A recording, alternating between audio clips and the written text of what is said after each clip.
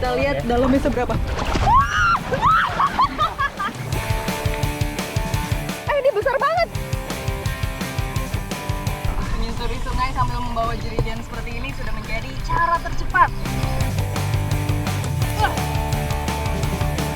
Jadi setelah sampai di desa, mereka balik lagi untuk ngangkutin kayu. Akhirnya dapat ikan. Ya jatuh.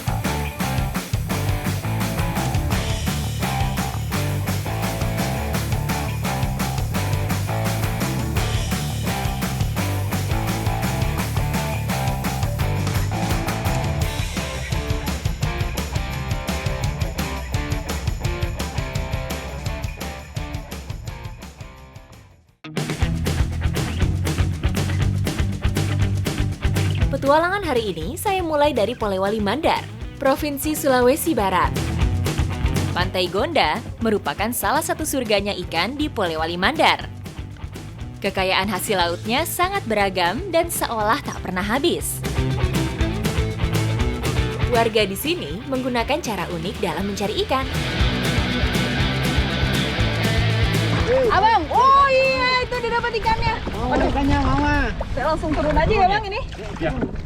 Turun. Kita lihat dalamnya seberapa.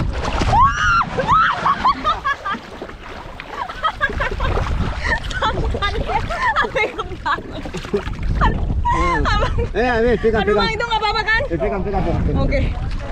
Indah. Ini kok ini sudah mati loh. Ada lagi jadi banyak di dalam ini. ini Iya, ini mulutnya. ikan sori. Ini ada pitoknya nih. Si bentuknya ini lucu banget ya. Iya, Ini apa? Mulutnya panjang. Mulutnya panjang nih. Oh, wow. Ini. Iya. Serem banget itu duri giginya tajam. Gini. Dengan daun kering, ikan dipancing memakan umpan yang dipasang dalam benang yang melingkar. Nah, kenapa pakai daun kalopa? Karena dia itu lebih ringan dan mudah terbang. Betul. Terus ini, tulang daunnya itu lebih kokoh, jadi nggak gampang rusak.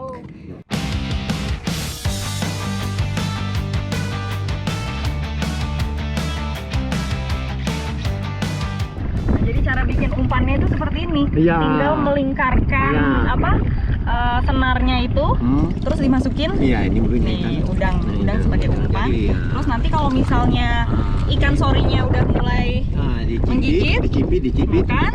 Nah, ini akan ketarik dengan sendirinya. Semakin dia berjalan, baru ditarik. semakin dia banyak gerak. Nah, ini akan ketarik dengan sendirinya. Makin tak bisa Dia lepas. nggak akan bisa lepas dari perangkap ini. Nah, ini.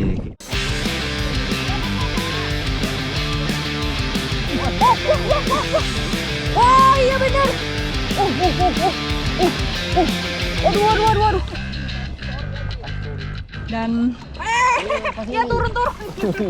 Dan bermain pancing ini biasa dilakukan kalau anginnya banyak seperti ini ya.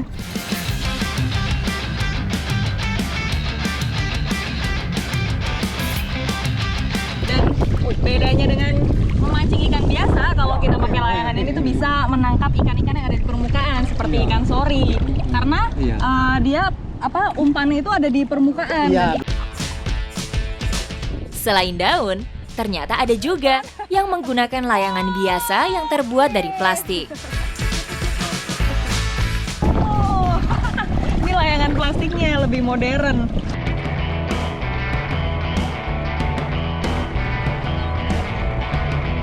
Cara mengetahui kalau kita sudah dapat ikan itu tinggal dilihat dari permukaan airnya saja, karena terlihat dari moncong ikannya kan yang panjang, mancung. Ya. Jadi langsung Artinya kelihatan tuh. Kalau udah kelihatan moncong, kita tinggal mainkan tarik ulurnya. Oh gitu. Kalau udah kencang, ekornya ke bawah layangan ini, kalau udah kencang kita tinggal tarik. Tinggal ditarik aja ya. Ya.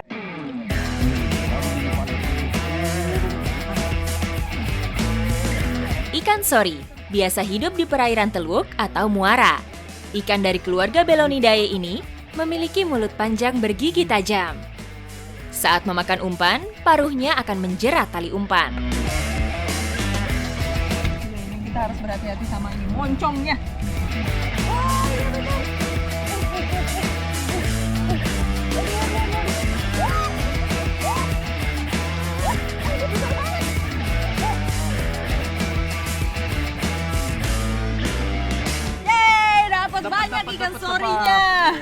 ikan suri.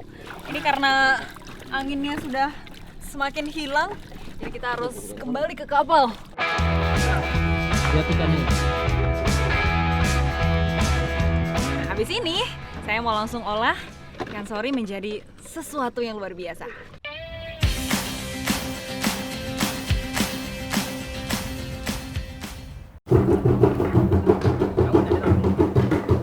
Memasuki desa Laliko, langkah saya disambut alunan musik yang mengiringi para pembuat pupu. Ikan hasil tangkapan kita tadi mau dibikin kudapan khas Sulawesi Barat.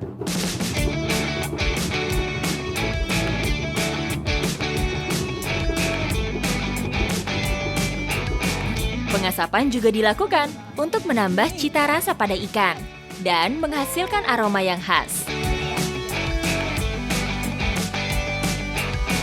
Karena pupu itu identik adonannya halus, jadi Iya, sengaja dikupasin dikupasin ya. kulitnya dan juga durinya dihilangkan.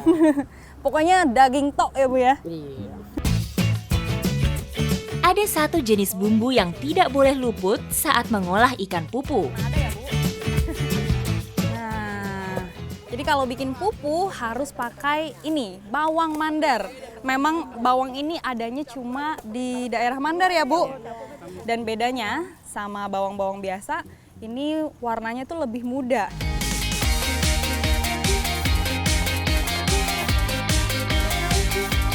Wah, ini dia ikan kloter kedua. Ini bukan cuma ikan sori, ada ikan apa? Tuna. Turingan, ikan tuna. Ikan tuna, turingan. Ayo kita kulitin, kupasin lagi Bu. Pupu merupakan salah satu hidangan wajib saat acara hajatan masyarakat Mandar. Sekarang ikan-ikannya udah bisa ditumbuk. Jadi saya mau langsung tumbuk di sana.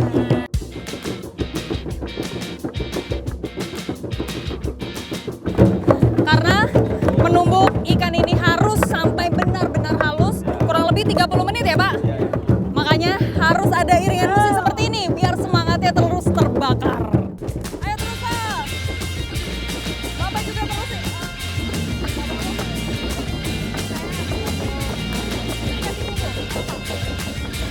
Campur bumbu dulu di sana ya Bu.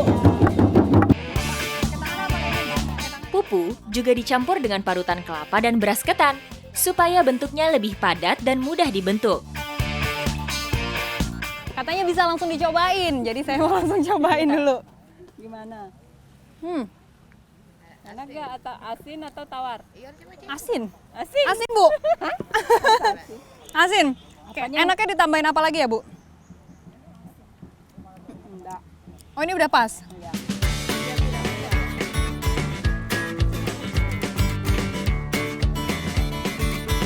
Nah, jadi memang pupu ini sengaja dibuat bentuknya segitiga sempurna seperti ini.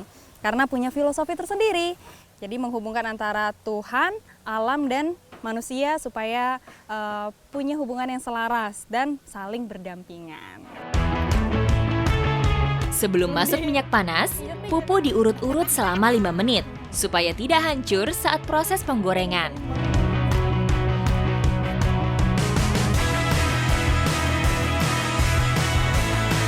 Indikator kematangan pupu ini terlihat dari warnanya. Kalau sudah mulai kecoklatan, nah itu artinya dia sudah matang. Udah bisa diangkat ya.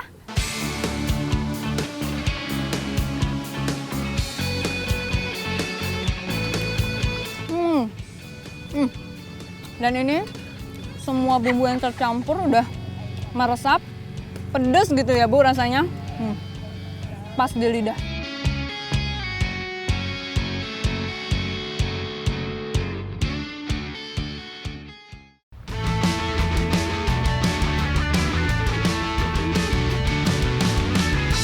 Petualangan saya di Sulawesi Barat masih berlanjut. Tepatnya di Kecamatan Tinambung. Aktivitas warga desa Saipa Batu setiap harinya memang seperti ini nih, mencari air di sungai. Dan kita harus menempuh perjalanan kurang lebih 3 kilo untuk menuju ke sungai. Ikuti jejak saya, jejak petualang. Ayo. Aktivitas mencari air dilakukan sejak pagi hari. Selain jarak ke sumber air cukup jauh, Warga juga harus beradu cepat untuk menghindari matahari yang semakin terik. Sungai sudah di depan mata. Tapi saya istirahat dulu sebentar. Ibu! Tunggu sebentar, Ibu.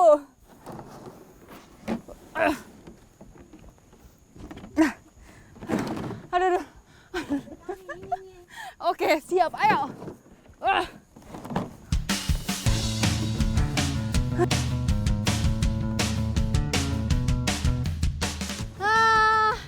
Itu dia sungainya.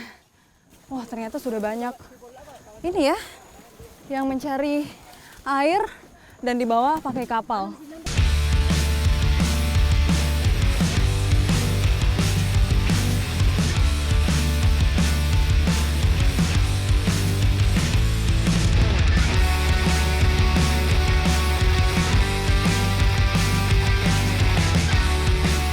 Dari jam berapa ini, Pak? Dari pagi. Dari pagi-pagi sekali. Termasuk terlambat nih. Oh, termasuk terlambat. Sungai Mandar memang menjadi urat nadi bagi masyarakat Tinambung. Jadi ini proses pengambilan airnya memang harus digali di pinggiran sungai, terus dibatasi dengan tong seperti ini, barulah dikasih saringan. Nanti air keruhnya lama-lama kita kuras jadi bersih nih lama-lama.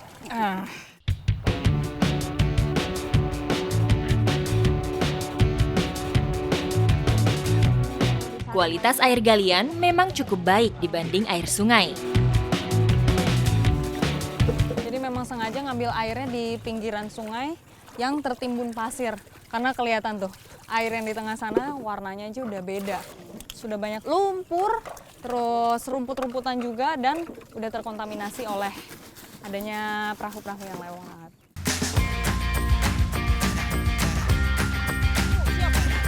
Siap laksanakan. Ini kalau saya lihat-lihat, dari tadi dirigennya udah ada namanya ya, ikon. Yang itu Kurnia. Jadi memang nama-nama itu nama-nama pemesannya. Dan memang sebagian besar air-air yang diambil ini tidak hanya dikonsumsi sendiri, tapi bisa untuk dijual. Harganya berapa, Bu? Per jerigen? 3.000 sampai 2.000? 3.000. Oh, 2.000. 3 jerigen ini Rp2.000.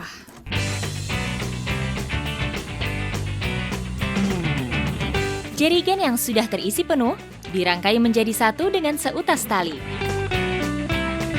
Kami pun siap untuk mengarungi sungai membawa ratusan jerigen. Menyusuri sungai sambil membawa jerigen seperti ini sudah menjadi cara tercepat. Kalau lewat darat tadi kan, aduh, bisa setengah mati nanti kita ya bawanya. Membawa jerigen berisi air melalui sungai tentu lebih cepat dibandingkan lewat darat. Jarak 2 km hanya ditempuh dengan waktu 30 menit saja. Ternyata banyak juga yang dilakukan di sepanjang sungai ini. Dan di sana ada juga yang menambang pasir. Ada yang ngambil air, ngambil batu, ngambil pasir. Luar biasa memang.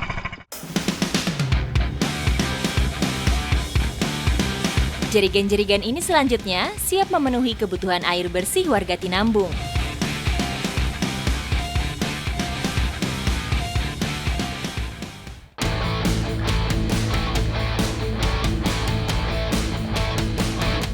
Peran kuda bagi masyarakat Mandar melekat hampir dalam setiap sendi kehidupan. Salah satunya, kuda dimanfaatkan untuk mengangkut benda-benda berat yang tidak sanggup dilakukan oleh manusia. Masyarakat di Desa Pusui Barat menyebut kuda pateke atau kuda angkut. Luar biasa. Memang kayu-kayu di kebun warga ini biasa dibawa menggunakan kuda. Karena terlihat kayunya sangat berat sekali dan jalur yang dilewati juga memang susah untuk ada transportasi lain yang masuk. Jadi memang cuma bisa kuda saja. Sejak pagi hari, kuda pateke sudah bekerja membantu tuannya, mengangkut batang kayu dari lokasi yang jauh dari kampung. Jenis kayu yang dibawa yaitu kayu jati dengan bobot hingga lebih dari 50 kg. Satu kuda bisa membawa 2 hingga 4 balok sekaligus. Artinya, kuda pateke mampu membawa beban hingga ratusan kilogram. Cara menaikkan kayunya ke atas kuda ini memang harus dibantu oleh 3 orang. Karena bebannya cukup berat ya, Pak.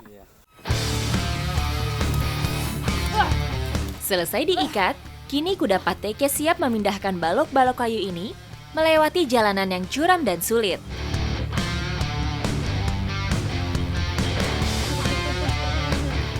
Luar biasa. Waduh. Kudanya itu lari dari bawah sampai ke atas ini.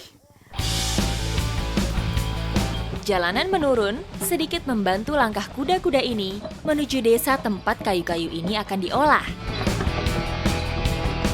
Kuda-kuda ini terbiasa bolak-balik. Jadi setelah sampai di desa, mereka balik lagi untuk ngangkutin kayu. Dalam sehari bisa 5 kali bolak-balik.